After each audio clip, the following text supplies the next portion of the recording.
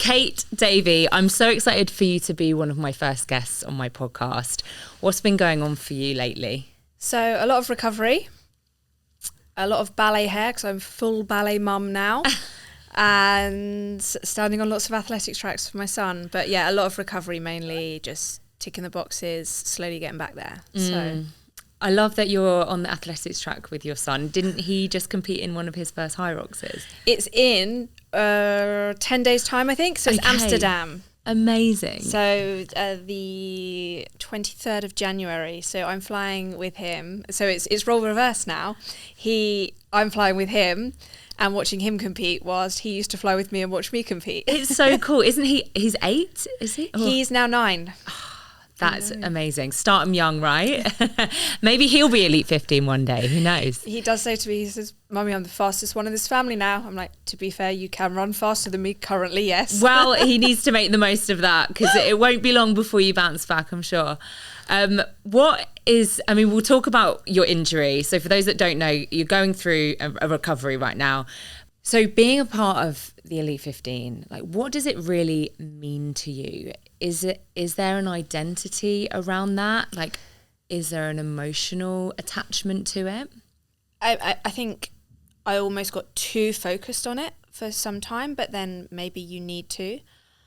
There's the part where, do you need that validation to get the feedback to say, I'm doing okay, I'm doing well? So a lot of the time as an athlete, your validation or your feedback comes from your results, from, gaining something. So I've got into the Elite 15, oh, I've won a race, oh, I've hit a time, I've lifted this. There's a lot of feedback that comes from that, and you get used to that. And yeah, there is a lot of emotions attached to that because you want it so badly, and you have to want it so badly because you have to show up every day, regardless. Sometimes the days when you maybe don't feel like it or you're having a tough day, you still have to show up, so you really have to want it. It can't be somebody else wanting it for you. So there is a lot of emotion. There's the amount of time and effort and things you miss out on. So, I'd be going to bed early. I'd be making sure I get my rest. I wouldn't go out and party. I don't drink. You miss out on a lot, and a lot of people don't see the stuff you do in the darkness. When things don't go to plan, it's a lot that you've put into it, so it hurts. It does. Did you feel like you were obligated as well? Because when you're in the Elite 15, you're in the bright lights, you're in front of everyone, people are following you, they're invested in your journey, but there's so much that goes on top of actually being an athlete. The press, the interviews, everything else. Did you feel like you felt obligated to do all of these extras? Because not only are you being a mum, a full-time, you work and being an athlete, there's all of the other things on top of that.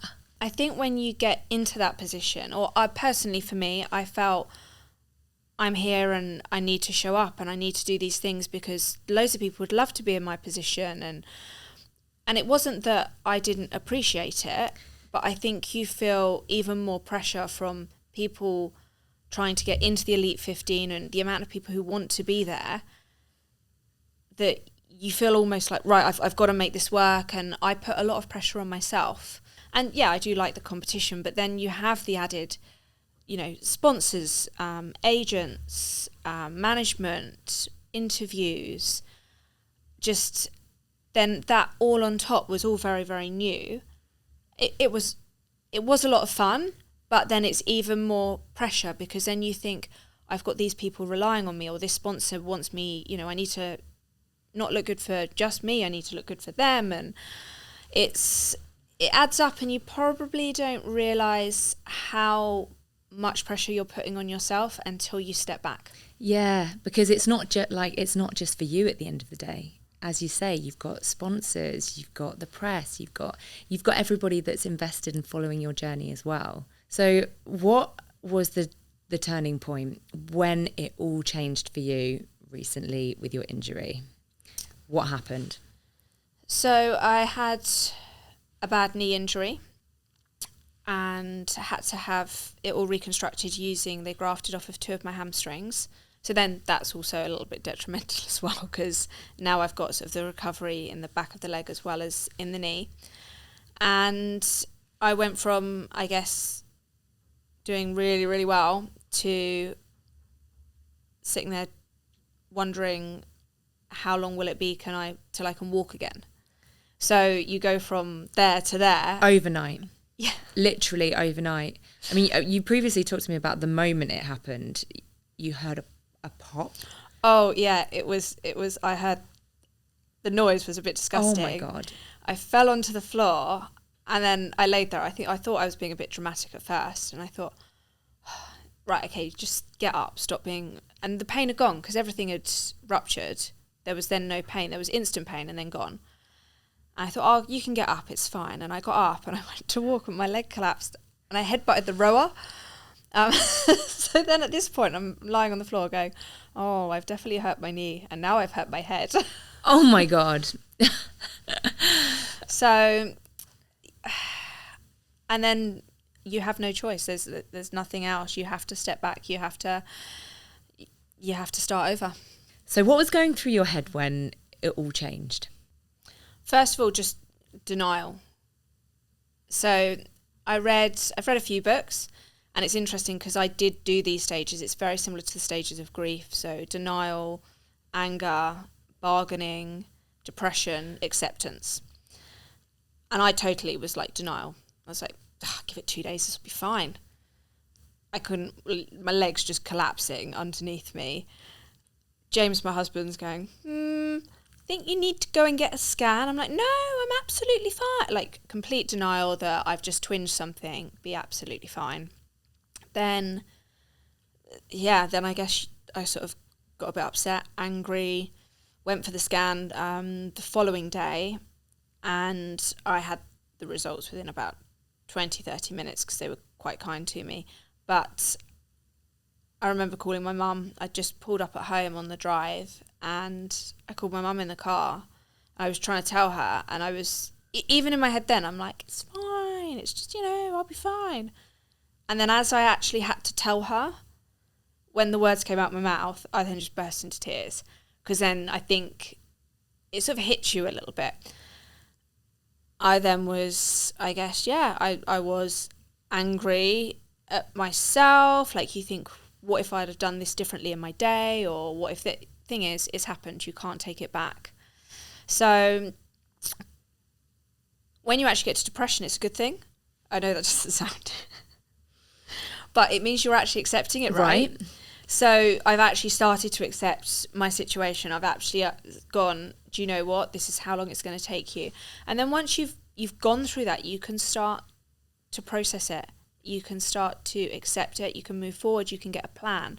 But they don't happen like in order. So I might have been in denial, then I'd sort of progress, and I might have been in sort of a little bit of depression and acceptance, and then I'd go straight back to denial sometimes and be like, no, it'll be fine next week.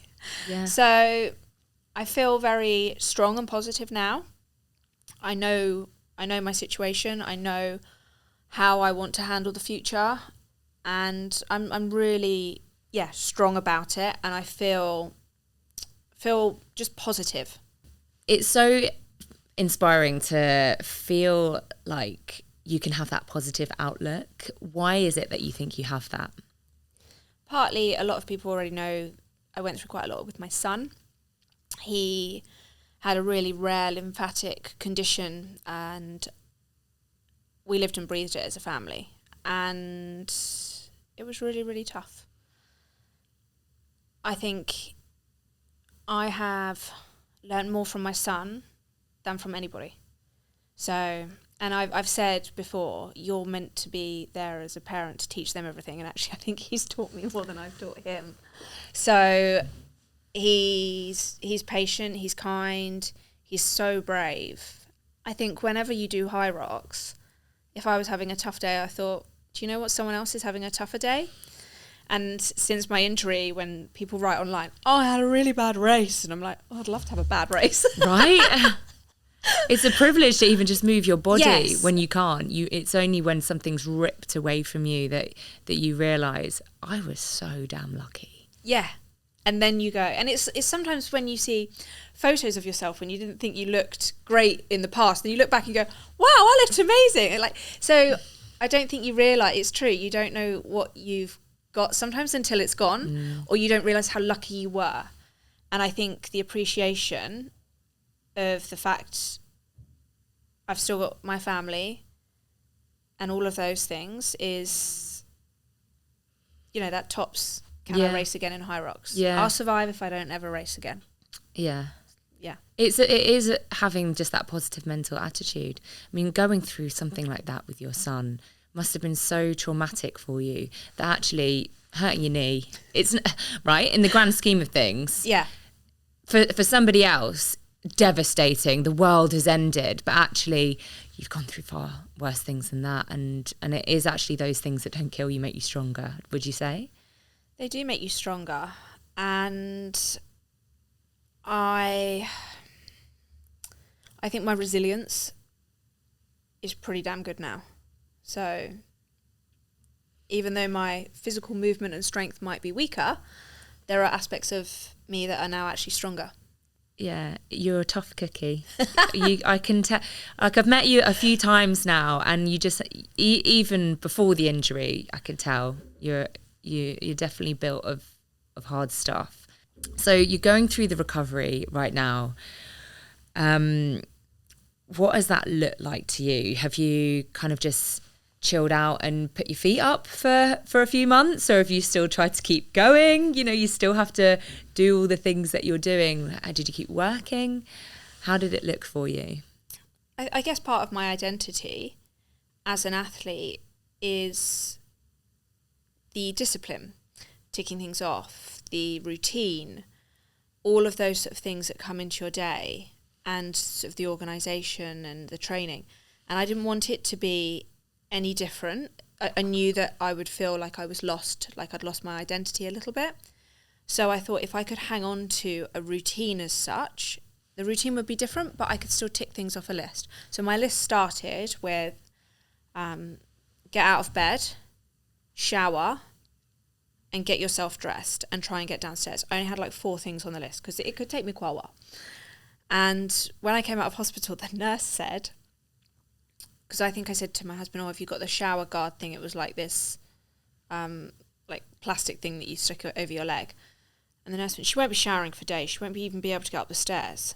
And James just went, you don't know my wife. I went home, I think I had a shower that day just to prove a point. Stubborn. And then I had that list. And even though it was a different list and it wasn't the list I was used to, I was ticking things off my list. And it made me feel a little bit more comfortable with the situation because it made me feel like there was some normality. And then that list expanded and I thought, I just want to get back into the gym. And a few of my clients, like who are very close friends, had said, come and coach me even if you sit on a bench, Kate. I thought, I can sit with my leg up. And they knew what they're doing. I've coached them for years. I think they were just being quite kind as well. And that gave me, you know, that's another thing, felt more normal. I was coaching, I was seeing people that I normally saw, I was in an environment I normally would be in. And I started to train because, you know, yes, my legs bust, but the rest of my body wasn't. So I could train upper body, I could do things seated, you know, I could do seated ski, I could do a 1-leg row using a skateboard. And then from my triathlon sort of days, I thought, why don't I get in the pool and I'll just swim upper body, I won't even move my legs.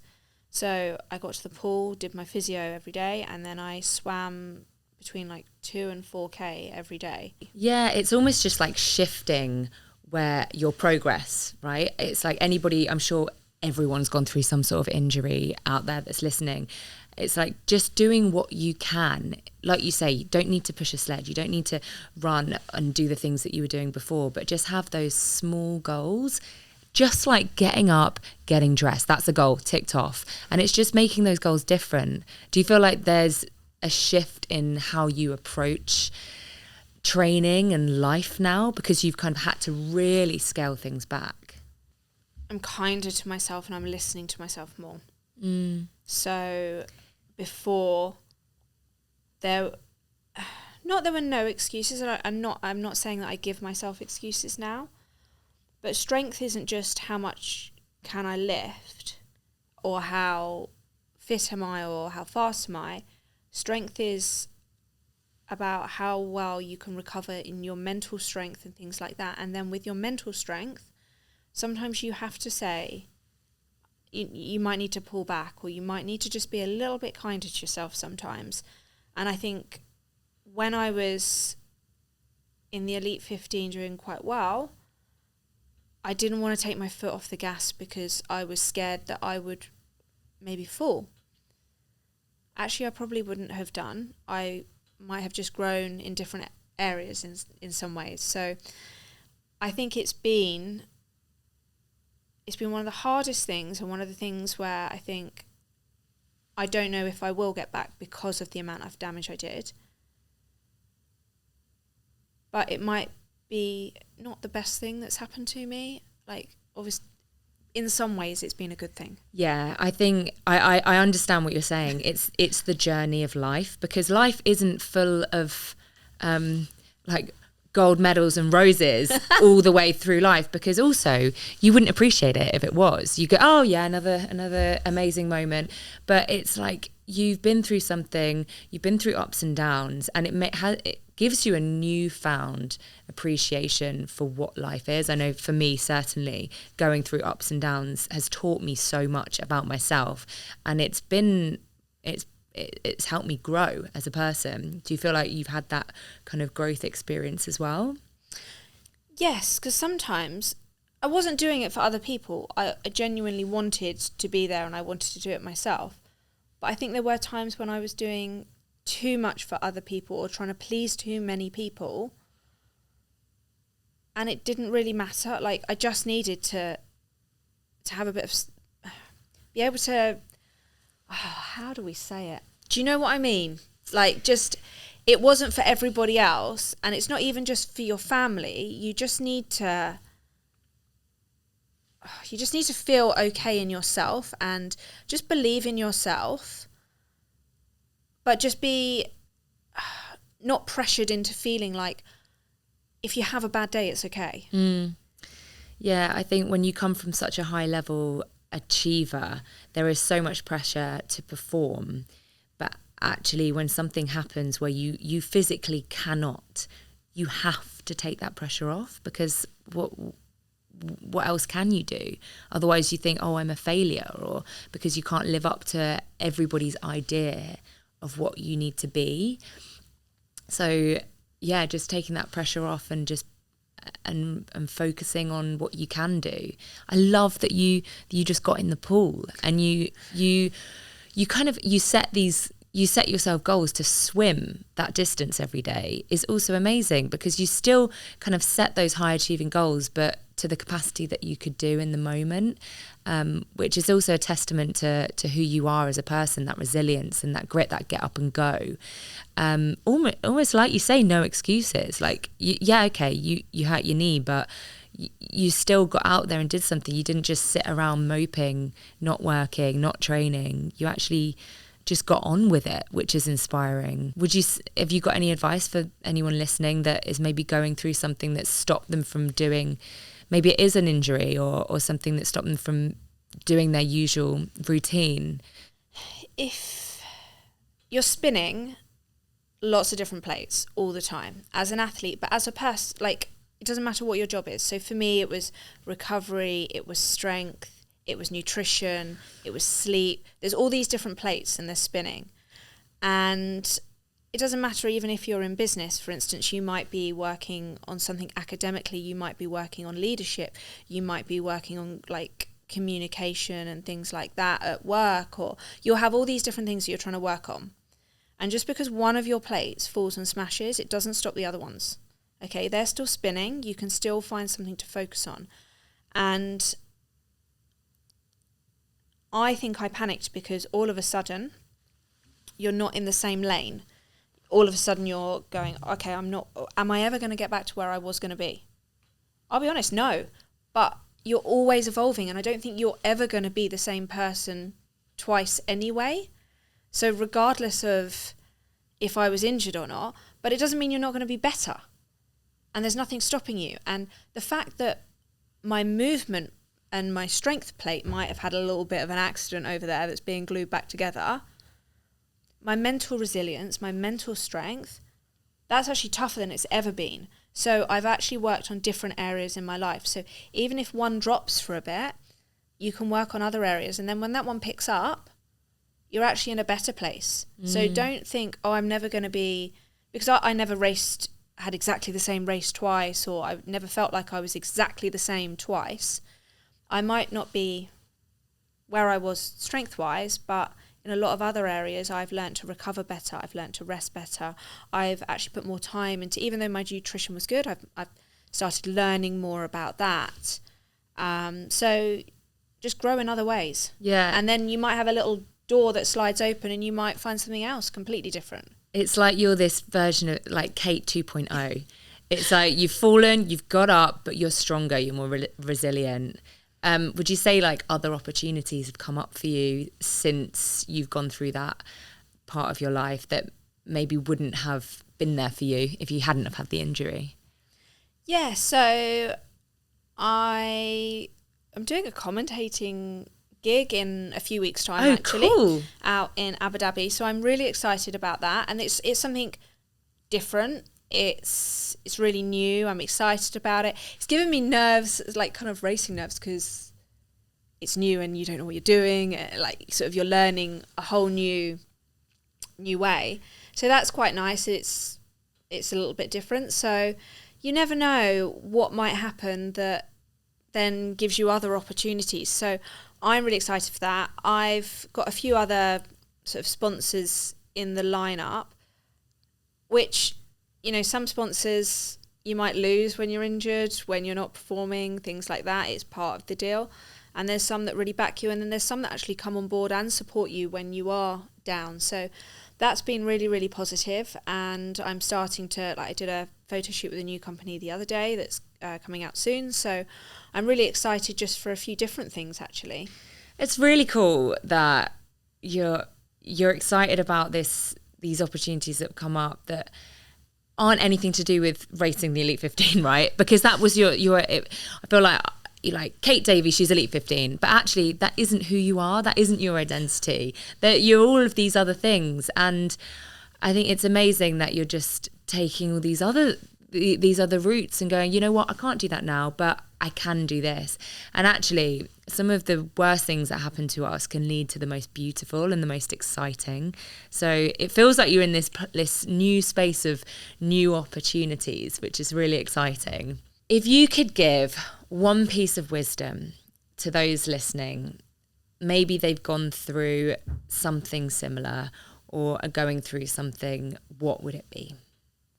My son and I have one piece of advice, and he said it to me before every single race, and we'd say it when we were going to hospital.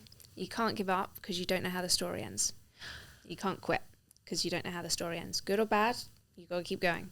So, yeah, sorry. That's my son. Love him, bless him. So, yeah, that's my, just try. You never know what will happen, and you might actually get back to a point that's better than where you were. You're going to make me cry now because it's true. Sorry. You actually don't know what is around the corner. And like life is full of so much shit, isn't it? It is. Trauma, like sadness, pain. That's why I watch the news. Yeah, like, right? God, like life itself can be just worse than the news sometimes, but you know, and some people have dealt worse cards than others. Some people don't go through big life changes, but it sounds like those things that have made you stronger and have made you who you are. So that's it. If you're going through something right now that's, you know, you feel like your chips are down, don't worry, because something amazing is around the corner. But totally. Yeah, that's it. And I love Unless that you get up, you won't know. Yeah. So say it one more time. What do you say to your son and what does he say to you? You can't quit because you don't know how the story ends. You can't quit because you don't know how the story ends. Kate Davey, thank you so much. You're so much. Inspiration, and I can't wait to see your commentating job. Let's you go. and me both. Thank you very much. You're welcome.